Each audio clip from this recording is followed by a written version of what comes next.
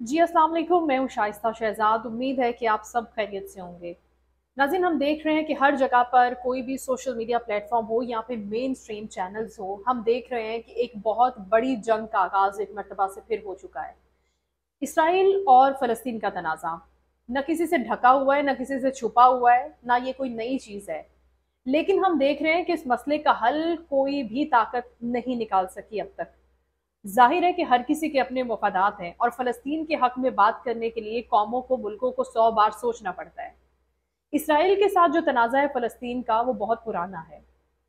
अब as a मुस्लिम, मुस्लिम उम्मा जितनी भी है, जितने भी मुस्लिम ममालिक हैं, उनके फ़लस्तीन के साथ जज्बात भी जुड़े हुए हैं एज अ मुस्लिम, और वो उनको सपोर्ट भी करते हैं।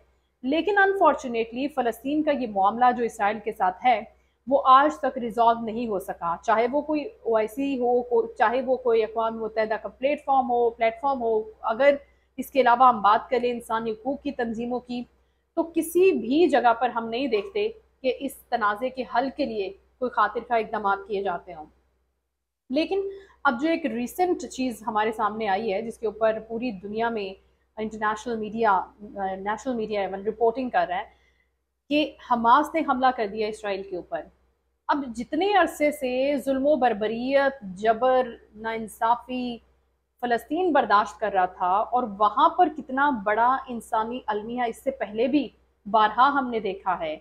जिस तरह से इसराइल ने हमले किए हैं, जिस जिस तरह से इसराइल ने उनको बाउंड कर दिया है, फ्रीज़ कर दिया है, जिस तरह से इसराइल ने उनके तमाम तर जो अमूर थे डेली बेसिस के, उनके ऊपर पाबंदियां लगा दी थी।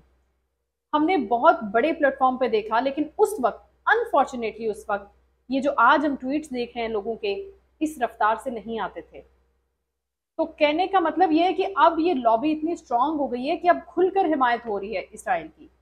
सबसे पहले हम बात कर लेते हैं नरेंद्र मोदी की। उसका ट्वीट देख लें, वो इसराइल की हिमायत में खड़ा हो गया है।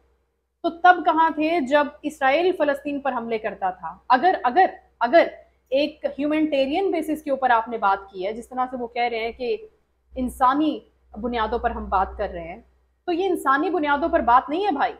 ये आपके मुफादात की बात है। आप पर्सनल चीज़ों के ऊपर बात कर रहे हैं। आपको दुख नहीं जाग रहा कि इसराइल के अंदर जो इतने लोग मर गए हैं, कि वो भी इंसान है। तो अगर इंसानियत की बात थी, तो उस वक्त क्यों नहीं आपने आवाज़ उठाई जब फ़लस्तीन पर हमला हो रहा था, जब मुसलमानों पर हमला हो रहा था, जब उनको शहीद किया जा रहा था? उनके अंदर मासूम बच्चे, खवातीन, बुजुर्ग, सब लोग शामिल थे। तो ये बड़ी एक बाइसनेस वाली चीज है जो हम देखते हैं, और आप जानते हैं, इसी से वाकिफ हैं।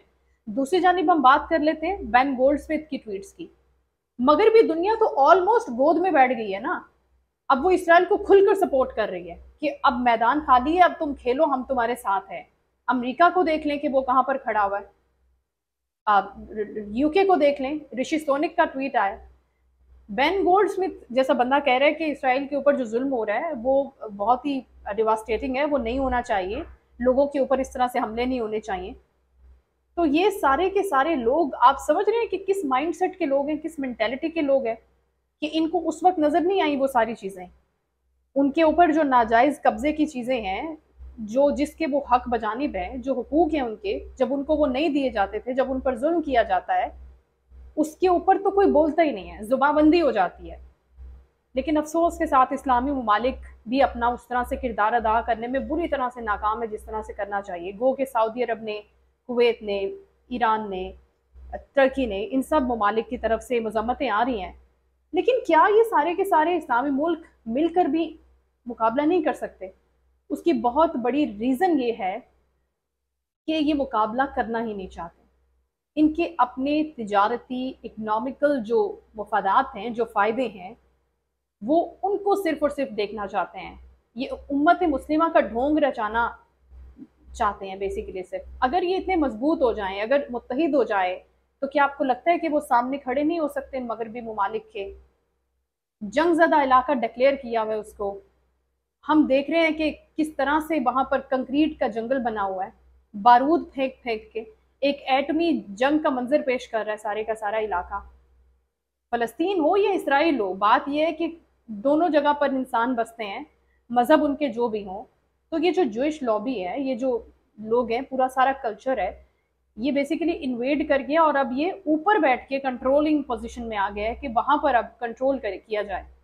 तो इस सारी सूरत हाल पर हम सब मुसलमान हम अपनी कैपेसिटी में, पर्सनल कैपेसिटी में फ़लस्तीन के साथ खड़े हुए हैं, उन तमाम मुसलमानों के साथ खड़े हुए हैं। और जहाँ तक अल कुद्स की बात की जाती है, मस्जिद अक्सा की बात की जाती है, तो ये सारे मुसलमानों के लिए इक्वली मुकद्दस जगह है। लेकिन मुसलमानों को अगर इस चीज़ की अवेयरनेस हो तो आज स्टेटमेंट सिर्फ देने की बजाय कोई प्रैक्टिकल चीज़ होती। ये लोग इतने स्ट्रांग नहीं होते जिस तरह से ये बैठ के ट्वीट करके इसराइल को सपोर्ट कर रहे हैं। तो ये एक बड़ी अनफॉर्चुनेट चीज़ है जो हम विटनेस कर रहे हैं। वी होप एंड प्रे कि अल्लाह ताला इसका जल्द अज जल्द कोई हल निकाले, क्योंकि हम नहीं देख रहे कि इंसान इसको किसी भी तरीके से बख्शने को तैयार है या इस चीज़ का हल निकालने को तैयार है। तो फ़लस्तीनियों के लिए बहुत सी दुआएं हैं, दिली हमदर्दियाँ हैं कि अल्लाह ताला उनके दुश्मनों को नेस्तो नाबूद करे और उनके लिए आसानियाँ पैदा करे। मुसलमान कहीं पर भी बसते हों, अल्लाह ताला उनकी हिफाजत करे। Thank you so much.